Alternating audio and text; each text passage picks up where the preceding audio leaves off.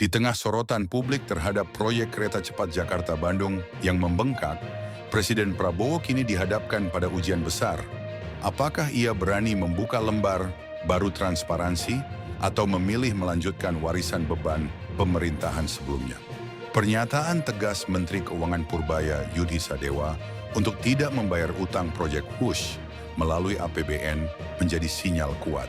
Sinyal bahwa pemerintahan Prabowo mulai menata ulang prioritas fiskal dan berusaha menghindari jebakan utang proyek infrastruktur yang dulu digadang-gadang sebagai simbol kemajuan.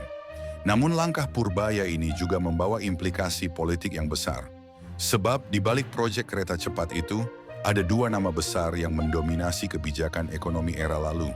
Mantan Presiden Jokowi dan mantan Menteri Koordinator Maritim dan Investasi Luhut Binsar Panjaitan.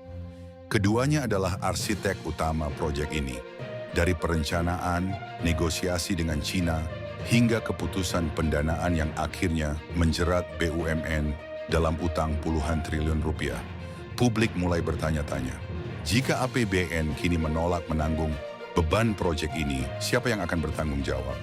Apakah negara akan menuntut pengembalian dana, melakukan audit, atau sekadar membiarkan proyek ini menjadi beban senyap di bawah nama strategis nasional? Lebih dari itu, ada tekanan moral yang kini mengarah ke Presiden Prabowo. Sebagai pemimpin baru, ia mewarisi jejak kebijakan Jokowi yang penuh kontradiksi. Proyek ambisius tanpa kajian mendalam, kemitraan yang diduga tak transparan, dan pemborosan BUMN atas nama pembangunan. Jika Presiden Prabowo memilih diam, maka publik akan menilai pemerintahan baru hanyalah perpanjangan dari kekuasaan lama. Di sisi lain, berani membuka audit terhadap proyek warisan Jokowi Luhut bisa menjadi momentum besar. Momentum untuk menunjukkan bahwa era ini berbeda. Bahwa kekuasaan kini tidak lagi tunduk pada kepentingan elit atau oligarki proyek. Sebab publik sudah lelah dengan narasi proyek kebanggaan nasional yang ujung-ujungnya membebani rakyat dan keuangan negara. Kini keputusan ada di tangan Presiden Prabowo. Apakah ia akan melindungi nama-nama besar yang dulu mendukungnya naik ke puncak kekuasaan?